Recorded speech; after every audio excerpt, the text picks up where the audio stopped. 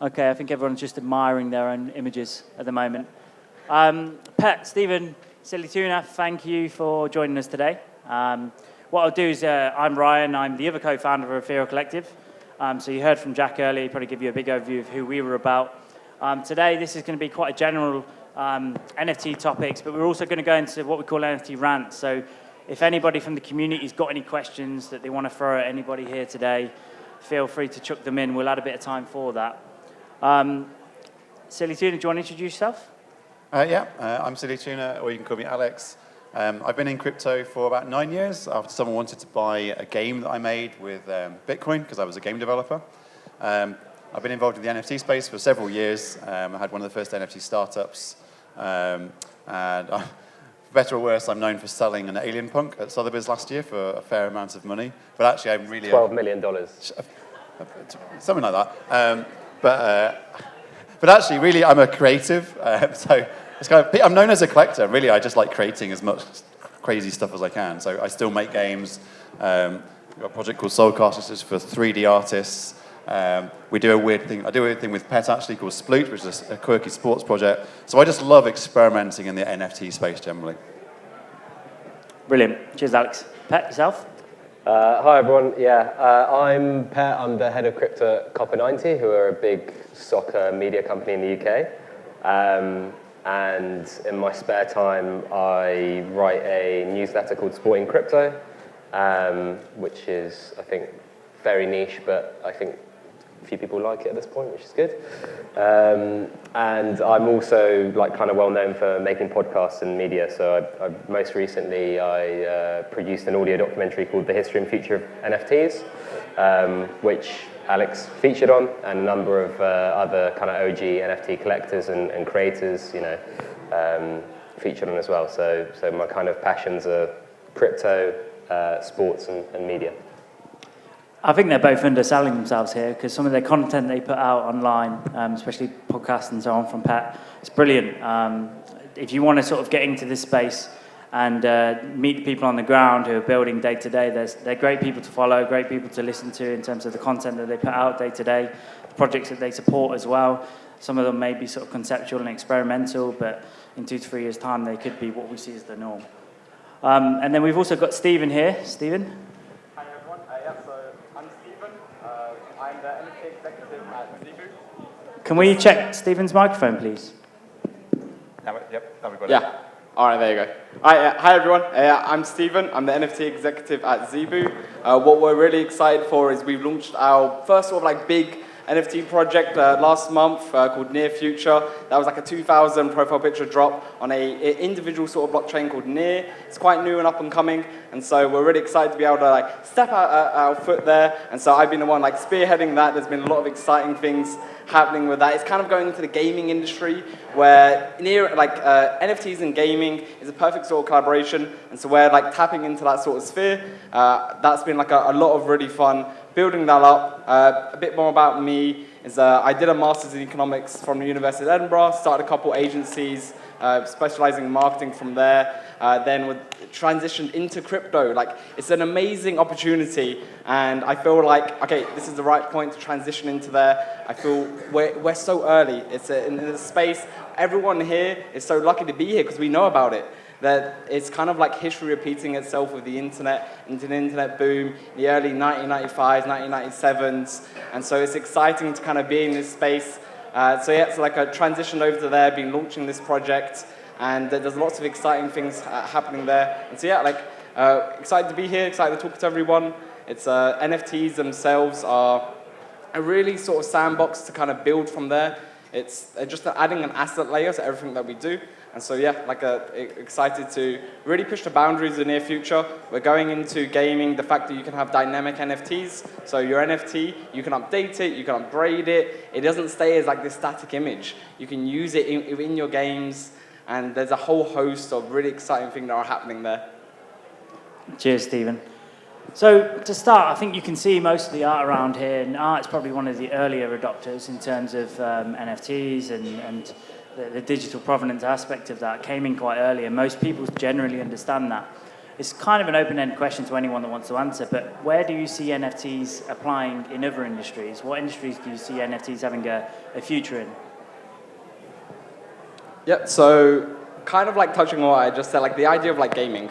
I feel like NFTs are just a digital asset layer, and everything that we do in the digital world is just going to be applied to NFTs, where with gaming, there's already like a complete like social proof of how people are willing to invest into digital assets, where you obviously saw, everybody knows about like how Fortnite blew up, went into like the millions, and people were spending thousands of them in just these skins. Like, they don't get anything from that other than like the social proof that they own that skin.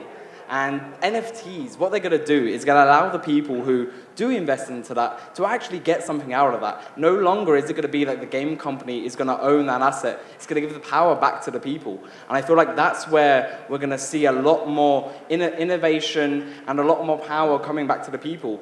Where if you ever played a game called like RuneScape, which is an OG for all those people out there. There you go, you know.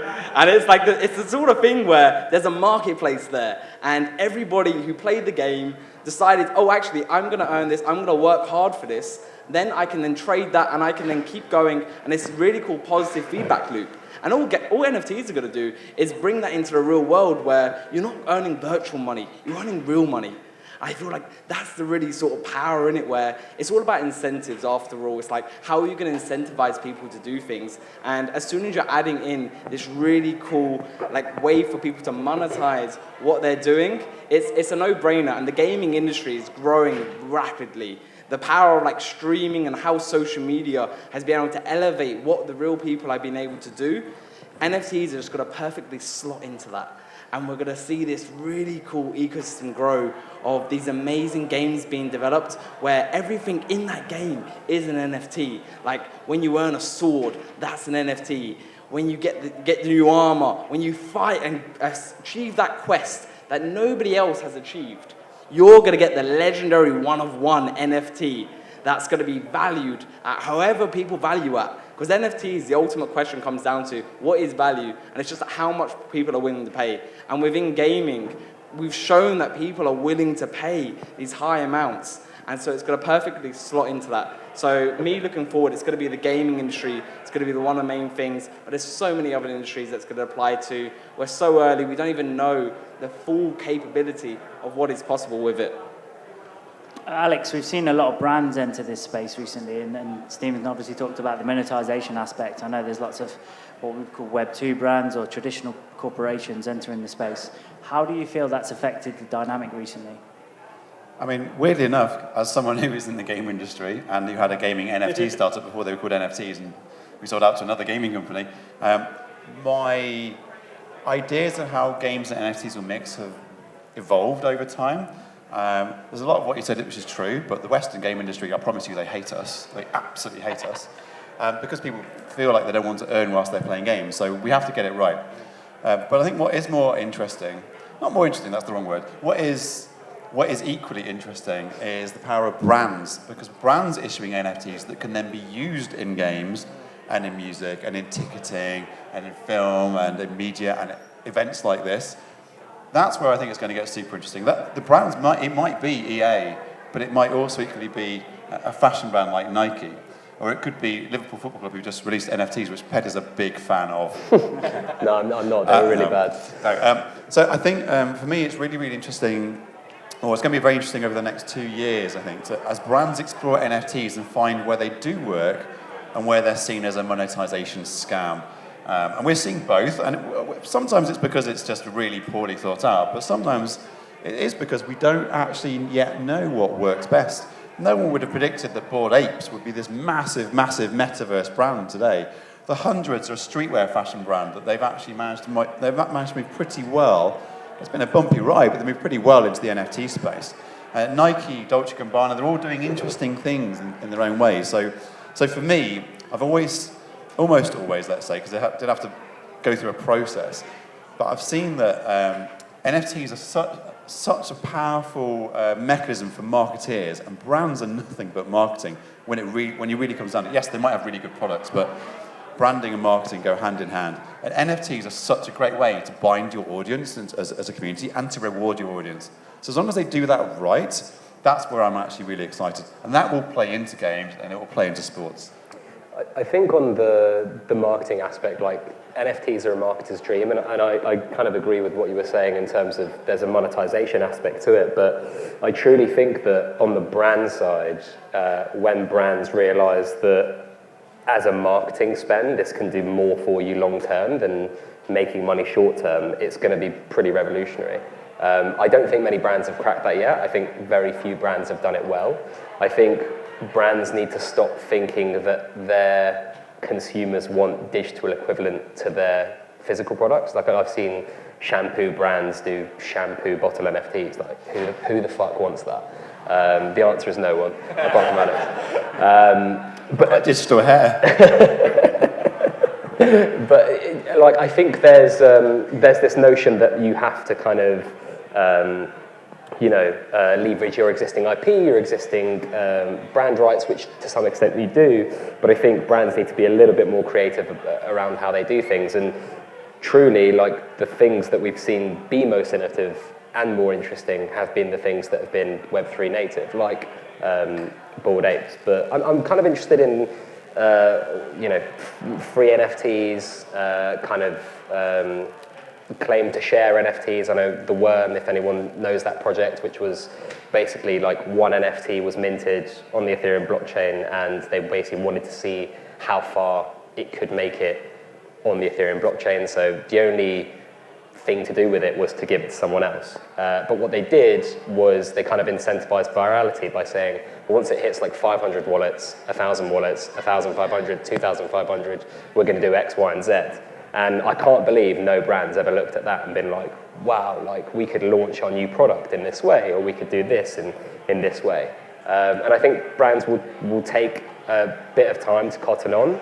The ones that do well will either buy NFT agencies, they'll buy the IP to successful NFT drops, or they'll just take a longer time, because the Web3 native brands are going to be the ones that are going to be doing things best for a while, I think. Can I just say that you bring up a good point. Web3 native brands are unbelievably powerful because they're being built on an economic platform.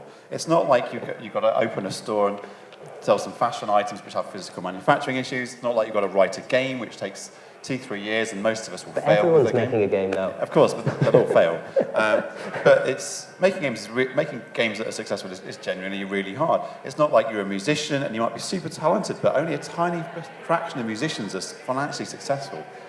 Web3 native brands, although it's still hard to compete, right now they're building on an economic system with moneyed people in a sense, and suddenly we have like in less than a year, have $500 million investment went into Bored Apes. I don't know what their valuation is. $4.3 billion. Yeah. Which is absolutely insane and unheard of. And it's all digital. And now they're obviously doing merch and they're doing other things. And there's lots of other brands that are super powerful. So I think, including in games, I think what we're actually going to see is Web3 native products. So people who are selling to artists and collectors and gamers who are into crypto, and then they're going to explode out of there. I think it's going to be much more difficult to come into that arena and try and attract that audience or try and sell to the regular audience. It's going to be more coming from within the arena, I think. Just one last thing on the brand side is there was a weird NFT project that dropped recently called Crypto Bats that I think Ozzy Osbourne was involved in. And they did something quite interesting, which was like if you had a Bored Ape in your wallet, it would like bite your Bored Ape and you'd get like an ape bat or whatever. And it's weird, but what it does show is that like you as a brand or whatever as a NFT project can basically go and say and leverage another brand's popularity. And it's very difficult to do that in Web 2. And that's like a Web 3 superpower that, again, not a lot of brands are cottoning on to. This is huge, really, because you look at Adidas as they came into the metaverse as a big corporation. The first brand that they went to for this to release was Bored Ape. And if you look at the investors from that 450 million that they raised, Adidas was one of those investors. So you will see a lot of Web2 brands piggybacking onto some of the biggest Web3 innovators within the space to try and help themselves within this market, because it's much harder now to build a Web3 brand than it was maybe a year ago. But people in the Web3 space, we're aware, we know how it works. We know it's weird, we know it's quirky, we know it's full of very crazy people, like some of us. But we have an integral understanding of what expectations are and IP expectations and things like that. Now, when you're an existing brand, you, or rather, especially your lawyers, will be very, very protective about intellectual property. And I've spent years doing games and NFTs before they became popular with companies like Ubisoft. And of course, what happened internally, and I'm not saying anything that people don't know here, is that you get certain departments going, oh, yeah, but we can't let users have that. We can't let users do this. Or what if someone does X? But when you're a Web3 brand, you start out knowing that this may happen. Therefore, the risks that you take, you accept them. If you already have an existing company in the regular world, it's actually a really, really big step to take, and very, very difficult the larger and more valuable your brand is. This is why I think a lot of it's going to come from the Web3 world as opposed to go into the Web3 world. I'll go with one more question, Stephen. What are you most excited about in this space then, at the moment? So I think it's more about the fact that we are so early and we don't know where the innovation is going to take us. It's the sort of thing where we're currently at is the NFTs, most of the time, most people will know about them. It's kind of like this JPEG. It's JPEG that sits on the internet and nobody's like, oh, why is this JPEG worth millions of dollars? And it's like, well, there's so many asset layers underneath that, and there's so many applications of what you can do with that asset layer on the underneath that we're going to be able to build upon, and we're going to be able to, as builders come into the space, I think that that's also another thing where the Web3 industry is so small. It's small on consumer level, it's small on like the entrepreneurial level. The people who are building it out and creating these new projects, there's not tons, there's not millions and millions of people. When we start to get these millions and millions of people come in, the spillover effects from all of that innovation, events like this, where people are coming together and talking about it and learning from each other, is what's going to create this amazing sort of innovation, and people working together say, hey, actually, I didn't realize we could do this. Oh, you're doing this, we could combine these together. And it's going to be that sort of approach, which I think is going to like open up our eyes in terms of what is possible and what we can do. So in terms of what I'm excited about, I'm excited for more people to get into the space. I'm excited to see so many more people open their eyes of what is possible and the idea that we can dream bigger. We have our ideas right now, but what if we dream bigger? What if we 10x what we thought was possible? And getting everybody involved in that is what's going to cause these sort of spillover effects where everybody's going to be able to learn from each other. Because we all got our own individual perspective, and we all come from this space from our own sort of unique point of view. And that's going to be able to really cause some awesome sort of ideas. And I'm looking forward to that sort of place where more people will come together. And even on like the sort of like blockchain sort of level is, okay, how can we innovate on this blockchain? What can we do? How are we going to be able to stand out? We're going to this like, currently we have obviously Ethereum. Ethereum's like the big dog, the OG. But there's so many more coming through. You obviously got Solana, Cardano, Near, all of these other blockchains coming through the space. And it's going to be exciting to see how they can say, actually, we want to do this certain thing. We're going to focus on this. We're focusing on builders and innovators and communities in the space. And I think that's what I'm excited to see. I'm excited for the next 5 years to look back and be like, wow, we knew nothing. We knew absolutely nothing of what was possible, and look at where we are now. And then another 10 years to say, have the same conversation. We're so early. It's like, as I was saying, it's the internet, 1997, 1995. Who knew what was possible then and where we are now? And I think we need to temper Stephen's optimism here. Were you alive then? Because I was. I wasn't alive, I've heard stories. I think this whole space has a we are going to make it culture, but once you've been in this space a while, and as Alex would call it, NFT rants, there's a few things people don't particularly like. So we'll try and bring the optimism down a bit and be a bit more pessimistic. No. I'm a delusional optimist. I should probably start with that. I'm looking forward to people not calling it the space anymore. This space, yeah. I mean, to be honest, yeah, that is the thing. I mean, yes, we are early. Yes, there is lots of new. And to be honest, even as an NFT project creator, it's so dynamic. Every week it changes. I'll get a DM on Discord, the weirdest place of things, from some of the most incredible people. We're talking sort of like high-profile people that you would never meet on the streets, DMing you saying, let's have a call this morning. I'm in LA, what time can you do? This space needs to really change to try and become a bit more normal, because most people in this space believe this is going to become normal in the long term.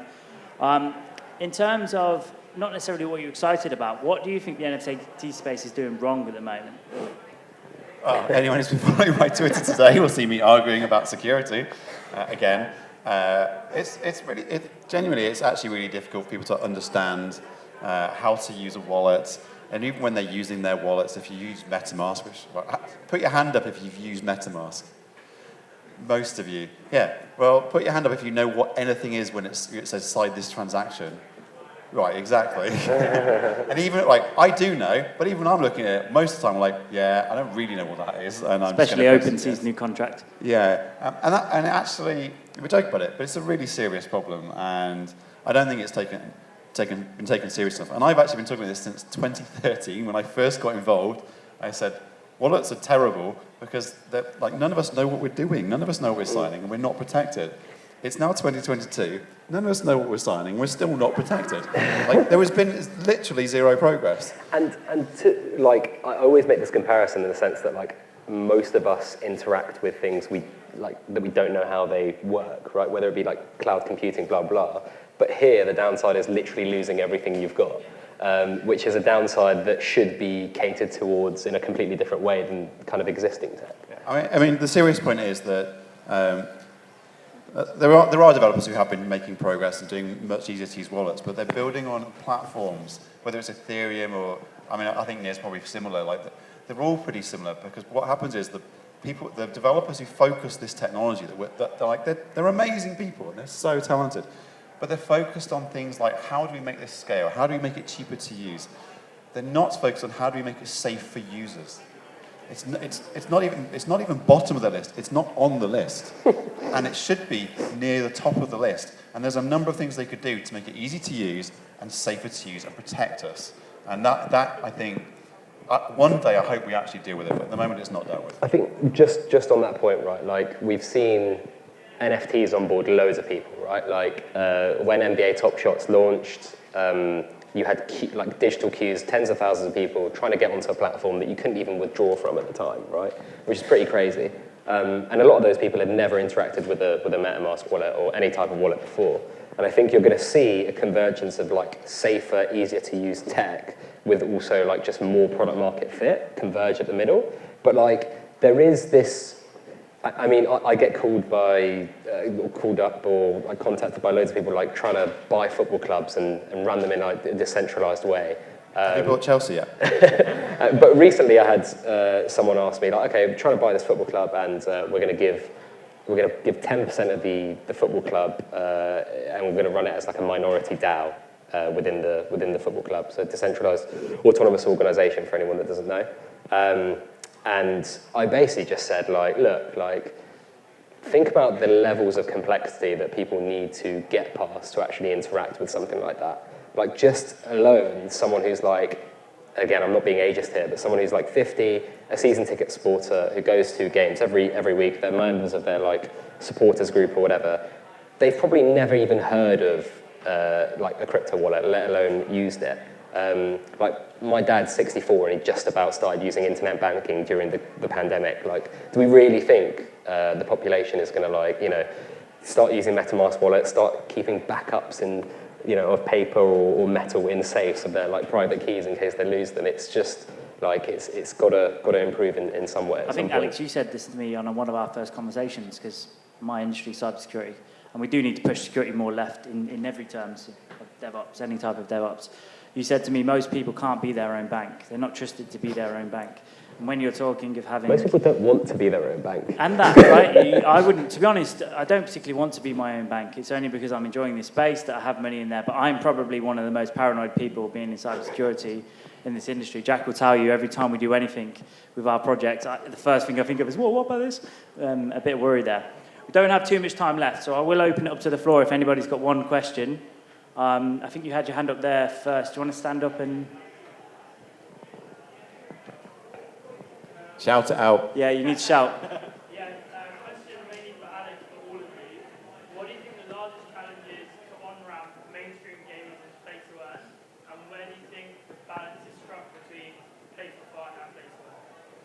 So I think the first thing is don't call it play to earn, because I absolutely hate that term.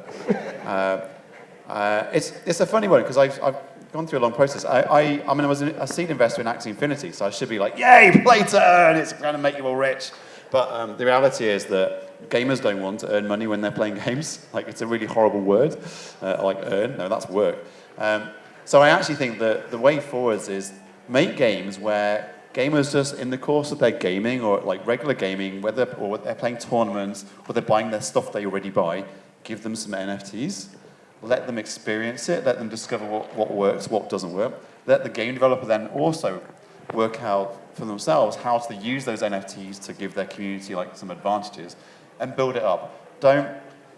Making a play-to-earn game, like an actual play-to-earn game, is extraordinarily difficult. None of us know if they can really work long-term because of economy balancing.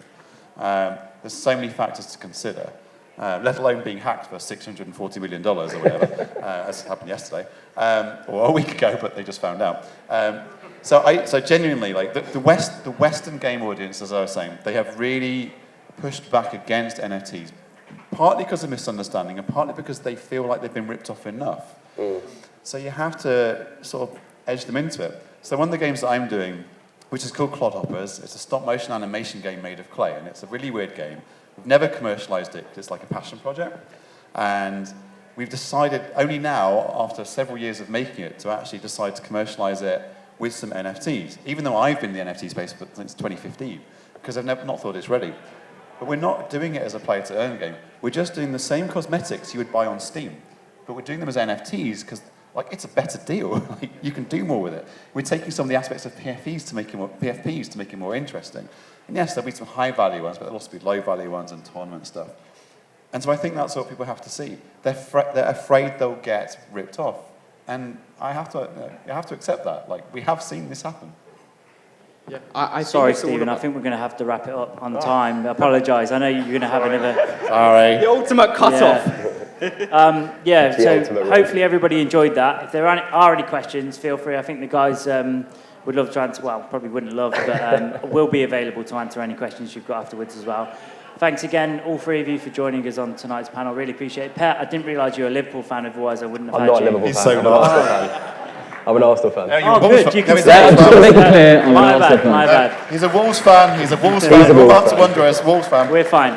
Thanks, everybody. That's all right.